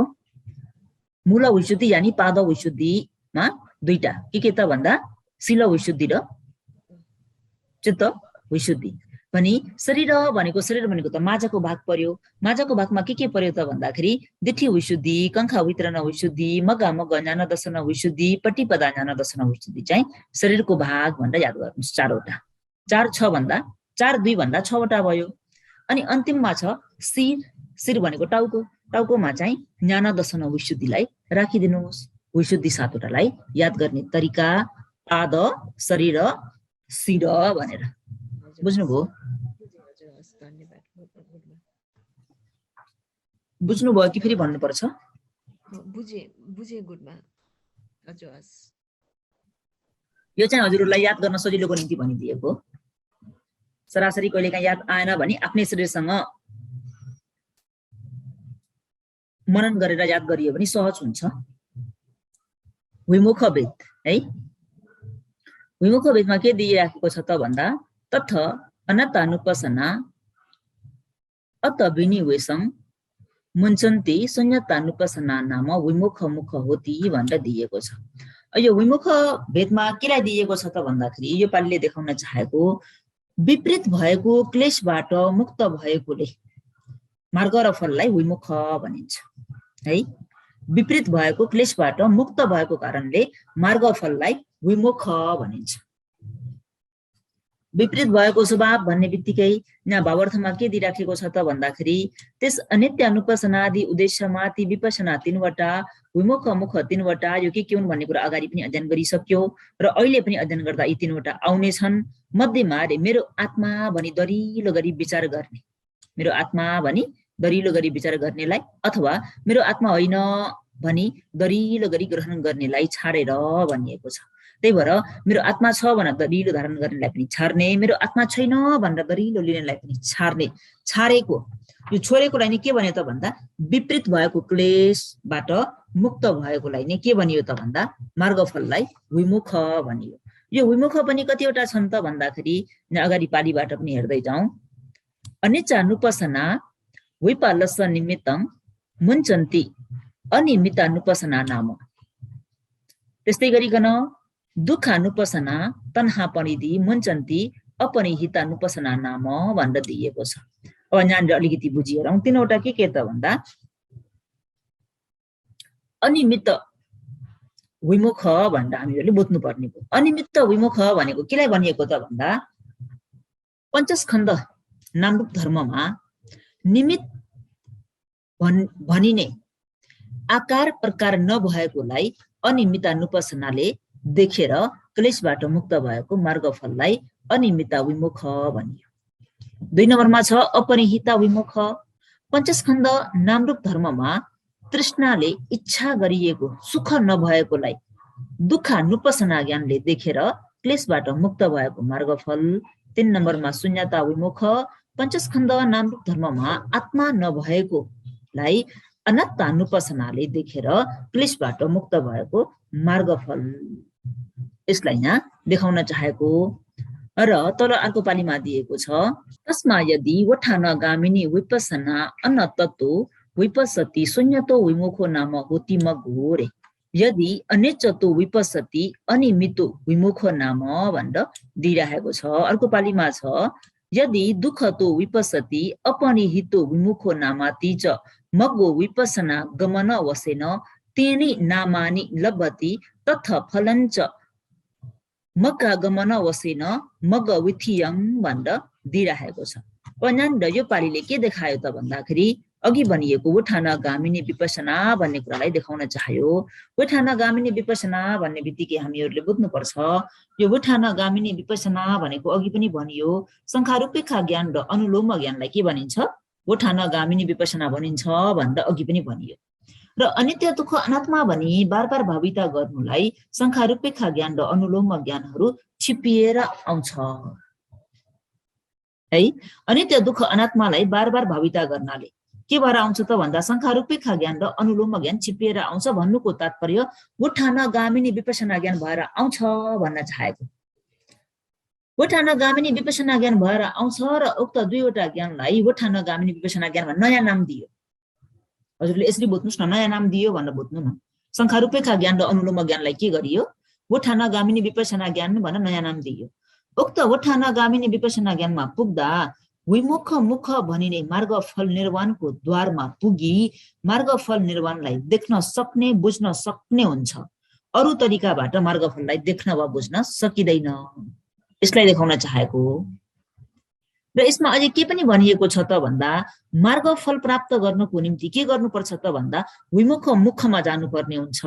विमुख मुख भन्ने बित्तिकै के त भन्दा मार्गमा पस्ने द्वार जस्तै भएको कारणले यसलाई विमुख मुख भनियो। यो विमुख मुख पनि कसरी भएर आयो त भन्दाखेरि अनिमित्ता नुपसना भनिने विमुख मुख भएर आउनुको कारण चाहिँ नामरूप संखार धर्ममा फेरि सबै भावनाकै कुराहरू आयो। नामरूप संखार धर्ममा आकार प्रकार र निमित्त नभएकोलाई भाविता गरेर देख्ने अनिच्चा नुपसनालाई अनिमित्ता नुपसना भनिने विमुख मुख भनियो। 2 नम्बरमा छ अपनिहिता नुपसना भनिने विमुख मुख। त्यो पनि नामरूप संखार धर्ममा सुख नभएकोलाई भाविता गरेर देख्ने दुःख नुपसना अपरिहिता नुपसना भनिने विमुख भनियो। पनि शून्यता नुपसना भनिने विमुख मुख चाहिँ नामरूप संखार धर्ममा आत्मा नभई शून्य मात्र भएकोलाई भाविता गरेर देख्ने अनत्ता नुपसना चाहिँ शून्यता नुपसना भनिने विमुख मुख भएर आयो भनेर यसरी यहाँ देखाइराखेको छ। पनि अर्को पालीमा चाहिँ के देखाइराखेको छ त भन्दाखेरि फल समापति विथियङ्पन यथा वतनयेन विपस्सन्तानं यथा सक्कं फलमुपजमानम्पि विपस्सनागमन वसेनेव शून्यतादि विमुखोति च पवचति आरमण वसेनपन सरस वसेन च नामतयं सब्बथ सब्बिसम्पि सम्ममेव जाति अयमेथो विमुखो भेदो भनेर दिएको छ। अब यसबाट चाहिँ हामीहरूले केलाई बुझ्नु पर्यो त भन्दाखेरि जस्तै हामीहरूले अहिले यहाँनिर अपरिहितानुपसना भन्यो। यो अपरिहितानुपसना भन्ने कुरालाई बुझ्नको निम्ति हामीहरूले परिहित भन्ने कुरालाई पहिला बुझ्नुपर्ने हुन्छ। परिहित भनेको के त? आफूलाई मनपर्ने आरमनलाई देख्दा यो शुभ हो इष्ट हो भनेर सम्झिनु परिहित हो। पनि अपनिहिता भनेको नामरूप धर्मलाई दुःखको कारण धर्म हो भनी उठान गामिनी विपसना ज्ञानले भाविता गर्दा उक्त मन पर्ने भन्ने सबै हराएर जान्छ। उक्त मन पर्नेलाई हटाउन बार बार भाविता गर्नु नै अपरिहितानुपसना हो। यो चाहिँ भावनाको क्षेत्रमा गयो, भाविता गर्नुपर्ने कुरा। पनि शून्यतानुपसना भनेको अशून्यतालाई बुझ्नको निम्ति हामीहरूले अशून्यता भनेको के हो भन्ने कुरालाई बुझ्नुपर्ने हुन्छ। अशून्यता भनेको ऊ म स्त्री पुरुष देव ब्रह्म भनी अधीनमा छ, मेरो हो, मैले भने जस्तै हुन्छ, लामो समयसम्म रहन्छ भनी गलत धारणा लिएसम्म अनगिन्ती मिथ्या दृष्टिलाई आत्मा भनी जीव भनी देख्नु बुझ्नु अशून्यता हो। अहिले प्राय जस्तोले कसरी बुझिरहेका छन् त भन्दा अशून्यता हिसाबले नै बुझिरहेका छन्। जीव हो, आत्मा छ। यो कुरालाई बुझ्नको निम्ति हामीहरूले के गर्नुपर्ने हुन्छ त भन्दा शून्यतानुपसनाको भाविता गर्नुपर्छ। उक्त शून्यतालाई शून्य हुने गरी आत्मा आफ्नो अधीनमा छैन, आफूले भने जस्तै हुन्न, उसको स्वभाव उसले धारण गरेको छ भनी उठान गामिनी विपसना ज्ञानले चाहिँ भाविता गरी हेर्दा बुझ्दा आत्मा जीव सबै नभएको शून्य भएको बिग्रिएर गएकोलाई मात्र देख्छ। शून्य भएकोलाई बार बार भाविता गर्नुलाई नै शून्यतानुपसना भनियो। त यो भयो अपरिहितानुपसना, अनिमित्तानुपसना, शून्यतानुपसना। अब यहाँनिर विमुख 3 प्रकारको किन छुटियो भन्ने कुरालाई पनि बुझ्नुपर्ने हुन्छ। विमुख 3वटा किन छुटियो त भन्दा विमुख भन्ने मार्गमा पुग्ने तरिका मिले तापनि रे भाविता गर्ने तरिका 3 प्रकारको छुटिएकोले विमुख भनिने मार्ग 3 प्रकारको छुटियो। जस्तै कि उदाहरण दिनु पर्दाखेरि काठमाडौँबाट पोखरा जान पर्यो भने कोही व्यक्ति गाडीमा जान्छन्, कोही व्यक्ति प्लेनबाट उडेर जान्छन्, हवाईजहाजबाट जान्छन्, भने कोही व्यक्ति आफ्नै पर्सनल गाडी रिजर्भ गरेर पनि जान्छन्। गाडीमा गए पनि, कार रिजर्भ गरेर गए पनि, प्लेनबाट उडेर गए पनि पुग्ने गन्तव्य भनेको त पोखरा नै हो, अरू त होइन। र पनि जाने यान साधन बेग्ला बेग्लै भए जस्तै, पुग्ने ठाउँ एउटै भए तापनि जाने साधन यान बेग्ला बेग्लै भए जस्तै निर्वाणमा जानको निम्ति पनि, पुग्ने त निर्वाणै हो, निर्वाणमा जाने लक्ष्य एउटै भए तापनि आचरण गर्ने चाहिँ कसैले अनित्यलाई बारबार भाविता गर्छन्, कसैले दुःखलाई बारबार भाविता गर्छन्, कसैले अनात्तालाई बारबार भाविता गर्छन्। यसरी 3 प्रकारको भएको कारणले गर्दा यहाँनिर 3वटा भएर आउनु पर्यो। र यो 3वटामा हामीहरूले 3वटाको भाविता गर्नुपर्छ त भन्दा होइन अरे, यी 3 द्वार मध्येमा आफूलाई मन पर्ने द्वारबाट हामी निर्वाणमा जान सक्छौँ। अब आफूलाई कुन भावितालाई भाविता गर्दाखेरि चाहिँ सहज हुन्छ त्यही अनुसारले भावना गर्नुपर्ने हुन्छ। यो चाहिँ अब यसरी भनेर मात्रैले पनि बुझ्न गाह्रो पर्छ। भाविता गरेर नै आफूलाई अब कुन भाविता गर्दा सहज हुन्छ, अनित्य दुःख अनात्मा मध्येको कुनलाई चाहिँ मनन गर्दा, कुनको भाविता गर्दाखेरि आफ्नो मन एकाग्र हुन्छ भन्ने आफैले नै रोजेर आफूलाई मन पर्ने यानमा चढेर चाहिँ निर्वाणमा जान सकिन्छ। अनित्यको भाविता गरे पनि, दुःखको भाविता गरे पनि, अनात्माको भाविता गरे पनि पुग्ने भनेको त निर्वाणै हो। अघि जसरी काठमाडौँबाट पोखरा जाने उदाहरण दिए जस्तै यो भयो विमुख भेद भने। अर्को छ पुद्गल भेद। यो पुद्गल भेदमा चाहिँ के दिइराखेको छ त भन्दाखेरि, पुद्गल भेदमा दिइराखेको छ मार्गबाट हटाउने कर्म भनिएको छ। यहाँ पालीमा हेरौँ, यथपन्न सोतापति मग्गं भावित्वा दिठी विचिकिच्छा पहानेन पहिना पाय गमनो सत खतु परमो सोतापन्नो नाम होती भनेर दिएको छ। यो सोतापन्नको निम्ति एकचोटि पाली सर हेरौँ। सकृतागामीको निम्ति सकृतागामी मग्गं भावित्वा राग दोष मोहानं तनु करता सकृतागामी नाम होती सकी देव इमं लोकं आगत्वा। अनागामी मग्गं भावित्वा कामराग व्यापादानं मनोवसे सपहानेन अनागामी नाम होती अनागत्वा इत्थतं। अरहत मग्गं भावित्वा अनवशेष किलेश सपहानेन अरहा नाम होती क्षीणांसौ लोके अग्गदक्षिणे योति अयमेथो पुद्गल भेदो भनेर दिएको छ। अब यो पुद्गल भेदमा 4वटा पुद्गलको विषयमा आयो, सोतापति, सकृतागामी, अनागामी र अरहन्त भनेर। यहाँनिर कर्मैसँग बुझ्दै जाउँ। सोतापन्न पहिलो नम्बरमा, सोतापन्न भन्ने बित्तिकै सोत भनेको अर्य मार्ग भन्ने धारमा, सोत भनेको अर्य मार्ग भन्ने धारमा, आपन्न भनेको पुगेकोलाई सोतापन्न भनिन्छ। सोतापन्न मार्गले वा सोतापति मार्गले केलाई हटाउँछ त भन्दा दिठी र विचिकिच्छालाई जरैबाट उखेलेर हटाएको कारणले 4 अपायबाट सदा सर्वदाको निम्ति मुक्त हुन्छ। सोतापन्नले केलाई हटाउँछ? दिठी र विचिकिच्छालाई। केवल सोतापन्नले 2टा मात्रै हटाउँछ, त्यो हो एउटा दिठी, विचिकिच्छा। र बाँकी रहेको क्लेशलाई अपाय गमनीय शक्ति, अपाय गमनीय शक्ति भनेको 4 अपायमा झार्न सक्ने पावर, शक्तिलाई चाहिँ उसले के गरेको हुन्छ त भन्दा हटाएको हुन्छ, जरा उखेलेको हुँदैन। जरा चाहिँ के को मात्रै उखेल्छ सोतापन्नले भन्दा दिठी र विचिकिच्छाको मात्रै जरा उखाल्छ। बाँकी क्लेशको चाहिँ अपाय गमनीय शक्तिलाई उसले दमन गर्छ, यानी रोक्छ, हटाउँछ, पातलो गराउँछ, तर जरा उखेलेको हुँदैन। 4 अपाय झार्नको लागि अति नै रुखो भएको शक्ति मात्र हर्छ। जस्तै उदाहरणको निम्ति अघि पनि उदाहरण मैले दिए, अकुशल चित्त 12वटा। अकुशल चित्त 12वटामा सोतापन्नले हटाउने भनेको दिठीगत संपयुक्त चित्त 4वटा, विचिकिच्छा 1वटा, जम्मै गरेर 5वटा अकुशल चित्तलाई जरैबाट हटाउँछ भने बाँकी रह्यो 7वटा अकुशल चित्त। त्यसमा उद्धचले 4 अपाय सोझै झार्दैन। त्यसकारण उद्धच चित्तलाई छाडेर बाँकी 6वटामा 4 अपाय झार्न सक्ने जुन शक्ति हो, पावर हो, त्यसलाई चाहिँ हटाउँछ। तर बाँकी रहेको ती चित्तहरूको चाहिँ जरा उखेलेको हुँदैन भन्न चाहेको। यदि सोतापन्न हो भने कामभुवनमा 7 पल्ट मात्र पटिसन्धि लिन्छ, धेरै भनेको 7 पल्ट मात्र जन्म लिन्छ उसले। रूप अरूप भुवनहरूमा त 7 भन्दा धेरै लिन सक्छ।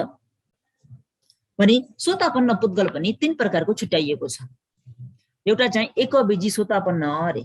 एकबीजी भनेको कामभुवनमा एकपल्ट मात्रै पटिसन्धि लिएर अरहन्त हुनेलाई एकबीजी सोतापन्न भनिन्छ। 2 नम्बरमा छ कोलङ कोल सोतापन्न। कामभुवनमा 2 भवदेखि 6 भवसम्म पटिसन्धि लिएर अरहन्त हुने व्यक्तिलाई कोलङ कोल सोतापन्न भनिन्छ। 3 नम्बरमा छ सतखत्तु परम सोतापन्न भनेर। सतखत्तु परम सोतापन्न भनेको कामभुवनमा 7 भवसम्म पटिसन्धि लिएर अरहन्त हुनेलाई सतखत्तु परम सोतापन्न भनिन्छ।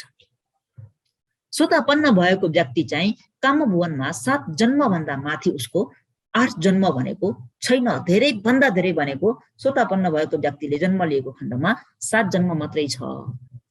भने 2 नम्बरमा छ सकेर्तागामी। सकिङ भनेको एकपल्ट, आगामी भनेको यो कामलोकमा आउँछ भन्ने अर्थ लाग्छ। रुखो भएको खस्रो भएको कामराग व्यापात र मोहलाई हटाउँछ सकेर्तागामीले। सकेर्तागामीले विशेष रूपमा हटाउने क्लेश भनेको छैन, जरा उखेल्ने क्लेश भनेको छैन। उसले चाहिँ केवल पातलो मात्रै गर्छ। केलाई पातलो गराउँछ त भन्दाखेरि खस्रो भएको रुखो भएको कामराग व्यापात मोहलाई हटाउँछ। सूक्ष्म भएको कामराग व्यापात मोहलाई हटाउन सक्दैन। त्यसकारण सकेर्तागामी मार्गले हटाउने विशेष क्लेश छैन। सकेर्तागामी मार्गको शक्ति भनेको लोभ दोष मोहलाई पातलो मात्र गराउन सक्छ। एकपल्ट यो कामलोकमा आउन सक्छ यो सकेर्तागामी पुद्गलको निम्ति। 3 नम्बरमा अनागामी। अनागामी भनेको कामभुवनमा नआउने व्यक्ति। सूक्ष्म भएको कामराग, अघि जुन सकेर्तागामीले पातलो बनाएको थियो उसले पातलो बनाएकोलाई अब अनागामीले चाहिँ सूक्ष्म भएको कामराग व्यापातहरूलाई जरैबाट हटाउँछ। अनागामी व्यक्तिको मृत्यु भयो भने रूप र अरूप भुवनमा मात्र जन्म हुन्छ, कामभुवनमा जन्म हुँदैन। 4 नम्बरमा छ अरहन्त। अरहन्तमा चाहिँ बाँकी रहेको रूपराग मान थिन मिद्ध उद्धच अहिरिक अनुतप अविजा मोह भन्ने क्लेशलाई अरहन्त मार्गले जरैबाट हटाइसकेको कारणले लोकमा उत्कृष्ट दानलाई स्वीकार्न योग्य भएको अरहन्त भयो। सफा भएको जलमलले पर्याप्त भएको खेतमा रोपेको बिउ जम्मै उम्रेर फुल्ने फल्ने भए जस्तै क्लेश रूपी फोहोरबाट अलग्ग भएको सफा भएको अवस्थामा पुगेको अरहन्तलाई दान गर्न पाउनाले उच्चतम सुखलाई प्राप्त हुन्छ अरे। यो चाहिँ पुद्गल भेद। 4 प्रकारको पुद्गललाई छुट्याइयो र 4 प्रकारका पुद्गलले के क्लेशहरूलाई हटाउँछन् भन्ने विषयमा अध्ययन गरियो भने अब अन्तिम छ समापति भेद। समय अलिकति कट्ला जस्तो छ, यति परिहालौँ ल थोरै, हुन्छ कि नै? लगभग सकिन लागेको छ, अलिकति समय लिएर सकाइदिउँ है त। समापति भेद। फल समापति विथियो पनि थ सबै सम्पि यथा सकं फल वसैन साधारण आव। निरोध समापति समापजनं पन अनागामी नञ्चेव अरहन्तानञ्च लभति तथ यथकम पठम झानदि महगत समापतिं समापजित्वा वठाय तथ गते संखार धम्मे तथैव विपसन्तो याव आत्मचन्यायतनं गत्वा ततो परं अदिच्छेयादिकं पुबिकिचं कत्वा नेव संज्ञाना संज्ञायतनं समापजति तथ द्विनन् अपनाजवनानं परतो वैचित्यति चित्तसन्तति ततो निरोध समापन्नो नामो होति। वठान काले पन अनागामी फलचित्तं अरहत फलचित्तं एकवारमेव पवदित्वा भवंग पातो होति ततो परं पच्चवेखना पवततीति अयमेथ समापति भेदो निठितो च विपसना कमठाननयो भनेर दिएको छ। यो समापति भेद। समापति भेदलाई हामीहरूले कसरी बुझ्नुपर्ने हुन्छ त भन्दा समापति भेद भन्ने बित्तिकै फल समापति र निरोध समापत्ति भन्दा दुई प्रकारले बुझ्नुपर्छ। समापत्ति भेदमा फल समापत्ति, निरोध समापत्ति। एक नम्बरको फल समापत्तिलाई हेरौँ। फल समापत्तिमा केलाई दिएको छ त भन्दा, जस्तै समापत्ति भन्ने कुरालाई पनि अलिकति बुझिहेरौँ। समापत्ति भनेको केलाई भनिन्छ? लोकको उदाहरण दिनु पर्दाखेरि कस्तो त भन्दाखेरि, राजाले राज्य सुखलाई भोग गरे जस्तै, देवताहरूले आफूले प्राप्त गरेको देव सुखलाई भोग गरे जस्तै, यो चाहिँ उदाहरण दिएको।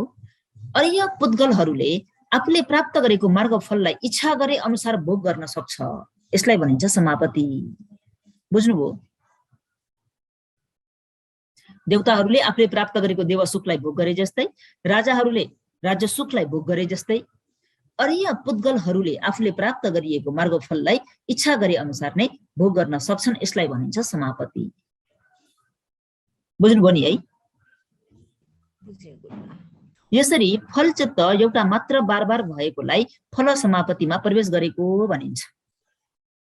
फल चित्त एउटा मात्रै बार बार भएकोलाई फल समापतमा प्रवेश गरेको भनिन्छ। फल समापतलाई प्राप्त गरेको व्यक्तिले अहिले आफूले प्राप्त गरेको शरीर अनुसार लोकोत्तर सुखलाई भोग गर्ने इच्छा भएमा, इच्छा भएको क्षणमा नै समयलाई निर्धारित गरी फल समापतमा प्रवेश गर्न सक्छ। जुन व्यक्ति कामलोकमा सोतापन्न हुन्छ, सकृतागामी हुन्छ, अनागामी हुन्छ, अरहन्त हुन्छ, उक्त व्यक्तिले आफूले इच्छा गरे मुताबिक फल समापतमा प्रवेश गर्न सक्छ। लौकिक शरीरलाई धारण गरेर लोकोत्तर सुखलाई भोग गर्न सक्छ रे। फल समापत भनेको विपස්සना भावनाको कार्य हो। लौकिक ध्यान प्राप्त गर्नुसँग सम्बन्ध छैन। लौकिक ध्यान सिद्ध गरे पनि सिद्ध नगरे पनि, लौकिक ध्यान पाए पनि लौकिक ध्यान नपाए पनि ऊ फल समापतमा प्रवेश गर्न सक्छ। तर फल समापतमा प्रवेश गर्नु के हुनुपर्छ त भन्दाखेरि, लौकिक ध्यान प्राप्त नगरे पनि अर्य भइसकेकाले आफूले प्राप्त गरेको फललाई फलमा प्रवेश गर्न सक्छन्। त्यो के त भन्दा, स्वतापन्न भएकोले स्वतापत्ति फलमा प्रवेश गर्न सक्छ, सकृतागामी भएकोले सकृतागामीको फलमा प्रवेश गर्न सक्छ, अनागामीले अनागामी फलमा प्रवेश गर्न सक्छ भने अरहन्तले अरहन्त फलमा प्रवेश गर्न सक्छ। यो भयो फल समापत्ति। यदि समयसम्म फल समापतमा प्रवेश गर्छु भने फल समापतमा प्रवेश गर्छन्। आफूले निर्धारित गरिएको समयमा पुग्दा फल समापत चित्त रोकी भवङ्ग चित्त भएर आउँछ र उक्त भवङ्ग चित्त भएर आउनुलाई, उक्त चित्त रोकिनुलाई फल समापतबाट उठ्नु भनिन्छ है। आफू जुन फल समापतमा प्रवेश गरेको हो त्यहाँ भवङ्ग चित्त भएर आयो भन्ने बित्तिकै फल समापतबाट उठियो भनिन्छ। यो फल समापतमा प्रवेश गर्नको निम्ति चाहिँ ध्यानलाभी हुनुपर्छ भन्ने अनिवार्य छैन। ध्यानलाभी नभइकन सोतापन्न सकृतागामी अनागामी अरहन्त भइएको छ भने पनि फल समापतमा प्रवेश गर्न सकिन्छ भने। अर्को छ निरोध समापत। फल समापत्ति विधि कसरी भएर आउँछ भन्ने कुरा तपाईँ हामीहरूले विधि काण्डमा पढ्यौं। फल समापत्ति विधि कसरी भएर आउँछ त भन्दा, यो पनि मन्द र तीक्ष्ण अनुसारले छुटिन्छ। मन्दमा हो भने भवङ्ग चलन, भवङ्ग पच्छेदो, मनुद्वारा वजन, अनुलोम 4 पल्ट धेरैपल्ट फलचित्त, त्यसपछि भवङ्ग हुन्छ भने तीक्ष्ण पुद्गलमा चाहिँ भवङ्ग चलन, भवङ्ग पच्छेदो, मनुद्वारा वजन, अनुलोम 3 पल्ट धेरैपल्ट फलचित्तहरू, त्यसपछि भवङ्ग भएर आउँछ। यो हजुरहरूले विधि काण्डमा अध्ययन गरिसक्नु भएको छ भने। 2 नम्बरमा निरोध समापत। निरोध समापत भनेको चित्त चेतसिक चित्तज रूपहरूको राम्रोसँग निरोध भएकोमा पुग्नुलाई निरोध समापतमा प्रवेश गरेको भनिन्छ। निरोध समापतलाई काम, रूप, पञ्चवोकार भुवनमा लौकिक ध्यान समापत 8वटा 9वटा, यो 8वटा कसरी भयो 9वटा कसरी भयो भन्ने कुरा पनि अगाडि पढाउँदाखेरि हजुरहरूलाई पनि पढाइसकेको छु। त समापत 8वटा 9वटा भनेको रूपावचर ध्यान जम्मै, अरूपावचर ध्यान जम्मै किन 9वटा भयो, किन 8वटा भयो भन्दा तीक्ष्णले प्राप्त गर्ने 8वटा, मन्दले प्राप्त गर्ने 9वटा भनेर पढाइसकेको छु। पाएको अनागामी पुद्गललाई 9वटा 8वटा प्राप्त गरेको अनागामी पुद्गलहरू र अरहन्त पुद्गलहरूले मात्र प्रवेश गर्न सक्छन्। निरोध समापत भनेको अनागामी र अरहन्त, त्यसमा पनि ध्यानलाभी हुनु पर्यो। फल समापतमा प्रवेश गर्नुको निम्ति ध्यानलाभी हुनु पर्दैन। सोतापन्न सकृतागामी अनागामी अरहन्त जो कोही पनि फल समापतमा प्रवेश गर्न सक्छन्। उक्त पुद्गलहरूले संखार धर्महरूमा सम्वेक जगाएर दिगदारी भएर संखारा धर्मबाट सक्दो अलग भएर आफूले पाइएको शरीरमा सुखपूर्वक बस्ने निरोध समापतमा प्रवेश गर्ने गर्छन्। निरोध समापत कस्तो व्यक्ति प्रवेश गर्छ त भन्दा अनागामी र अरहन्त, त्यो पनि ध्यान लाभी। निरोध समापतमा प्रवेश गर्न इच्छा हुनेले रूपावचर प्रथम ध्यानमा सर्वप्रथम ध्यानमा प्रवेश गर्नुपर्छ। रूपावचर प्रथम ध्यानमा प्रवेश गर्नुपर्छ। निरोध समापतमा प्रवेश गर्न चाहने व्यक्तिले उक्त प्रथम ध्यानबाट उठेर संखार धर्मलाई अनित्य दुःख अनात्मा भनेर विपसना भाविता गर्नुपर्छ। त्यसरी ध्यानमा प्रवेश गर्ने विपसना गर्दै ध्यानमा प्रवेश गर्दै विपसना गर्दै के गर्नुपर्छ त भन्दाखेरि रूपावचर ध्यान जम्मै प्रवेश गरेर विन्यारञ्चा यतनं ध्यान भनेको अरूपावचर ध्यान, विन्यारञ्चा यतनं ध्यानसम्म भाविता गरी आकिञ्चन्य यतनं ध्यानमा प्रवेश गर्नुपर्छ। उक्त ध्यानबाट उठी विपसना गरेर उक्त आकिञ्चन्य यतनं भन्ने अरूपावचर ध्यानलाई गरेर फेरि के गर्नुपर्छ त भन्दाखेरि विपसना गर्नुपर्छ। विपसना गरिसकेपछि उसले पुब्ब किच्च 4वटा गर्नुपर्छ। जुन व्यक्ति निरोध समापतमा प्रवेश गर्न चाहन्छ उक्त व्यक्तिले 4वटा काम गर्नुपर्छ। त्यसलाई भनिन्छ के त भन्दा पुब्ब कित्य 4वटा। ती 4वटा के हुन् त भन्दा नम्बर 1 मा आफ्नो शरीरबाट अलग भएको परिष्कार विहार आदिलाई आफू समापतमा प्रवेश गरेको क्षणमा 5 प्रकारका शत्रुर भनिने वेरीले बिगार्न नसकोस् भनी अधिष्ठान गर्नुपर्छ। यो एउटा काम। 2 नम्बरमा संघले आवश्यक भएर बोलाउँदा संघलाई गौरव गरिएको हिसाबले अरू दूत बिच्छु नआउँदै पहिल्यै नै समापतबाट उठ्न सकौं भनी अधिष्ठान गर्नुपर्छ। यो 2। 3 नम्बरमा भगवानलाई गौरव गरिएकोले भगवानलाई आवश्यक भएर बोलाउँदा दूत बिच्छु नआइपुग्दै पहिल्यै नै समापतबाट उठ्न सकौं भनी अधिष्ठान गर्नुपर्छ। 4 नम्बरमा 7 दिनभित्र कम्मज रूपलाई बनाउने आयुलाई हेर्नुपर्छ। आफ्नो आयु कति दिनसम्म छ भन्ने कुरालाई हेर्नुपर्छ। 7 दिनसम्मको आयु छैन भने 7 दिनसम्म समापतमा प्रवेश गर्न सकिँदैन। आफ्नो आयु भए मुताबिक प्रवेश गर्न सकिन्छ। काम प्राणीहरूको भोजनको आयु 7 दिन भएकोले एकपल्टमा 7 दिन मात्र समापतमा प्रवेश गर्न सकिन्छ। रुख ब्रह्महरूले आफूले इच्छा गरेको समय अवधिभरि प्रवेश गर्न सक्छन्, तर काम प्राणीहरूले चाहिँ भोजनको आयु 7 दिन मात्र भएको कारणले आयुलाई हेर्नुपर्ने हुन्छ। यो भयो 4वटा पुब्बकृत्य। यो कृत्य गरिसकेपछि नेव संज्ञा नासंज्ञा यत्नं ध्यानमा प्रवेश गर्नुपर्छ। नेव संज्ञा नासंज्ञा यत्नं ध्यान भनेको अरूपावचर ध्यान। उक्त नेव संज्ञा नासंज्ञा यत्नं ध्यान जवन 2 पल्ट भएपछि चित्तको लहर काटिएर चित्त चेतसिक चित्तज रूपहरू निरोध भएर निरोध समापतमा पुग्छ। अधिष्ठान गरिएको पूरा भई चित्त चेतसिक चित्तज रूपहरू फेरि भएर आउनुलाई निरोध समापतबाट उठ्नु भनिन्छ। त्यो समयमा अनागामी भएमा अनागामी फल जवन एकपल्ट भएर आउँछ, त्यसपछि भवङ्ग चित्त उत्पन्न हुन्छ। अरहन्त भएमा अरहन्त फल जवन एकपल्ट हुन्छ र भवङ्ग चित्त हुन्छ। त्यसपछि आफ्नो फललाई फेरि मनन गर्ने प्रत्यवेक्षण विधि भएर आउँछ। यसरी चाहिँ समापति भेदलाई देखाइएको छ। यो भयो समापति भेद। भने अब अन्तिममा उयोजन प्रोत्साहन दिने भनेर दिएको छ। यो प्रोत्साहन दिनेमा के दिइरहेको छ त भन्दा पालीमा भावेतब्बं पनिच्यवं भावनादयं मोत्तमं पट्टिपति रस साधं पथयन्तेन शासने भनेर दिएको छ। यो चाहिँ विशेष रूपले अध्ययन गर्ने विद्यार्थीहरूको निम्ति प्रोत्साहनको निम्ति दिइएको गाथा हो।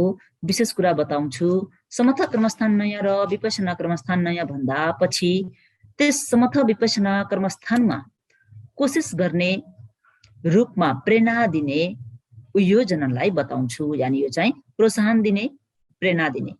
बुद्ध शासनलाई ध्यान सुख फल सुख आदि भेद भएको समथ विपसना भनेको आचरणबाट प्राप्त हुने सुखानुभूति भएको, रस भनेको आनन्दलाई। अब यो चाहिँ ध्यानको कुरा आयो। ध्यानद्वारा पाइने जुन सुख आनन्द हो त्यसलाई प्राप्त गर्नको लागि रे, अथवा समथ विपसना भनेको आचरणको अनि सँगसँगै भइरहेको सुखानुभूति भएको रस भनेको ध्यान सुख फल सुखदी भेद भएको आनन्दलाई प्रार्थना गर्ने कुलपुत्रले यसरी बताइ आएको नयाँ अनुसार उत्तम भएको अथवा निवरण क्लेशलाई उखेल्ने समथ भावना विपसना भावना भनेको भावना समूह दुईवटालाई वृद्धि गर्नुपर्ने हुन्छ। जुन व्यक्तिले उत्तम भएको निर्वाणलाई प्राप्त गर्ने इच्छा गर्छ, निर्वाणको सुखलाई चाहने इच्छा गर्छ, ध्यान सुखहरू प्राप्त गर्न चाहन्छ, उक्त व्यक्तिले समथ र विपसना भावनाहरूलाई अध्ययन गर्नुपर्ने हुन्छ, यानि वृद्धि गर्नुपर्ने हुन्छ भनेर चाहिँ बताइएको यो प्रोत्साहन दिएको गाथा भयो। अब अन्तिममा छ कर्मस्थान काण्डको निगमन अभिधम्मत संगहे कमठान संगह विभागो नाम नवमो परिच्छेदो। अभिधर्मार्थ संग्रह ग्रन्थमा कर्मस्थान संग्रहलाई विभाजन गर्ने भन्ने अथवा समथ कर्मस्थान र विपसना कर्मस्थानको संक्षिप्त विभाजन गर्ने 9 वटा आपूर्ति भइरहेको परिच्छेद यसरी सम्पूर्ण भयो। यानी आज हजुरहरूलाई पढाउँदै आइरहेको कर्मस्थान काण्ड समाप्त भयो र अब हजुरहरूको काम मात्र बाँकी रह्यो। हजुरहरूले यसलाई याद राख्नुपर्ने, नोट गर्नुपर्ने, कण्ठ गर्नुपर्ने कुराहरूलाई कण्ठ गरेर यसलाई कण्ठ मात्रै गरेको बुझेको मात्रै नभइकन आफ्नो व्यावहारिक जीवनमा उतारेर अनित्य दुःख अनात्मालाई आफ्नै ज्ञानले अवबोध गरेर साक्षात्कार गरेर भगवान शास्त्रले 4 असंख्य 1 लाख कल्पसम्म दुःख कष्ट सहेर ती 10 पारमिता उपपारमिता प्रमथ पारमिताहरूलाई पूरा गरेर प्राप्त गर्नुभएको ज्ञानलाई हजुरहरूले अध्ययन गरेर मनन गरेर चिन्तन गरेर भाविता गरेर जन्म लिनुपर्ने दुःख, बुढो हुनुपर्ने दुःख, रोगी हुनुपर्ने दुःख, मर्नुपर्ने दुःख जस्ता सम्पूर्ण दुःखहरूबाट मुक्त हुने गरी अभ्यास गर्न सकोस् भन्ने शुभेच्छाका साथ आजको अन्तिम क्लास यही समाप्त गर्न चाहन्छु। भवतु सर्वमङ्गलम्।